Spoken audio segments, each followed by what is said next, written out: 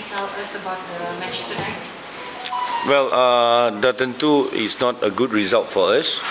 The first 20 minutes we doesn't play that well, but we defended very well. Second half, we lost focus, kita hilang fokus, di mana kita membenarkan larian-larian di bahagian yang amat penting di bahagian tengah, dan kita dibolosi dengan satu reflect. Overall, saya percaya para pemain memberikan persembahan yang cukup baik, terutama ketika kita bertahan. Kita tahu yang pasukan Melaka mempunyai ramai pemain-pemain yang berkualiti, terutama pemain-pemain import mereka, ya. Dan yang positif bagi saya adalah pemain-pemain muda yang kita turunkan seperti Jared, Hanafi, Syarizan yang masuk. Mereka membuktikan mereka boleh bersaing dengan pemain-pemain yang cukup berkualiti, namun kita tidak dapat keputusan yang kita kendaki. Dan pada perlawanan timbal balik, kita masih lagi belum berakhir dan apa-apa boleh berlaku, dan saya percaya dengan percaturan yang betul kita mampu mengejutkan pasukan Melaka di Melaka nanti.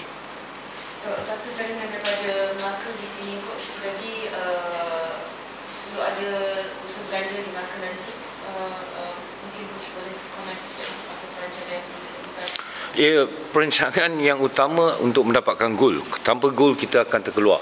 So apabila kita mendapatkan gol, saya percaya ini akan memberi tekanan pada pasukan Melaka. Jika kita mampu mendapatkan satu gol awal, pasti Melaka akan mengubah corak permainan, dan pada masa yang sama kita tidak perlu terburu-buru. Jadi tujuan utama kita untuk mendapatkan gol apabila ke Melaka.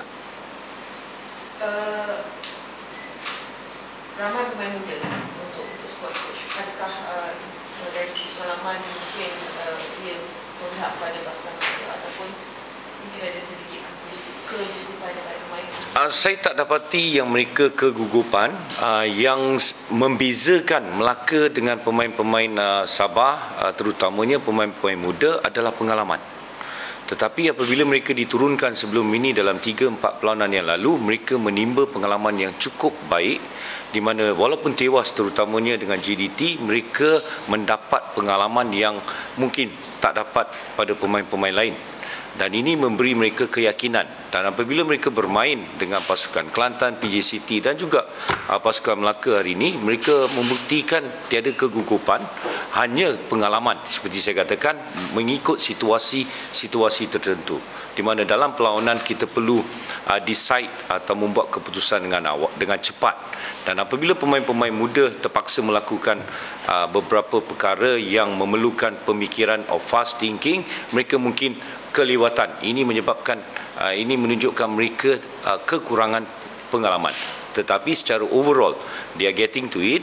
Mereka hampir ke tahap yang kita inginkan, dan saya percaya mereka ini akan menjadi salah satu pemain penting dalam pasukan Sabah pada masa akan datang. Tetapi seperti saya katakan, mereka harus kekal lebih positif, terutama apabila kita main dengan Melaka di Melaka pada minggu hadapan. Beberapa percubaan hampir malam ni, apa yang mengisahkan Ya, finishing, di mana kita mencuba sedaya upaya, terutama selepas ketinggalan kita mencipta banyak peluang, namun kita tak dapat mendapatkan sebarang gol, terutama apabila satu percubaan yang dikeluarkan di atas garisan, ya, dan itu memberi, kalau perkara sebaliknya berlaku, dah tentu ini akan memberi kita satu motivasi untuk kita mendapatkan gol kemenangan. Namun itu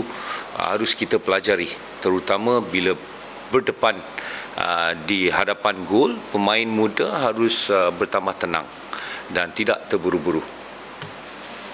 Antara persediaan penting untuk match yang seterusnya, memandangkan tempoh perlawanan pun agak dekatkan, begitu macam mana?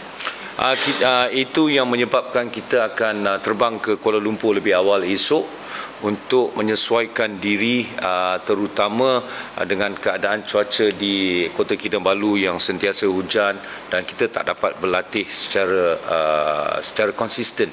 Ya, dan kita akan ke Kuala Lumpur esok dan di situ kita ada 3 hari untuk menyiapkan pasukan sebelum kita ke Melaka, dan saya harap dengan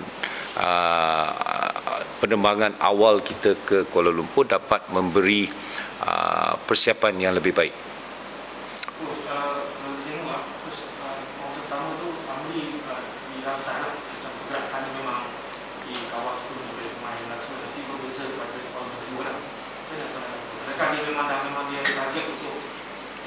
Ya, saya percaya pasukan lawan pun menganalisa pasukan kita dan mereka tahu Amri merupakan target man kita.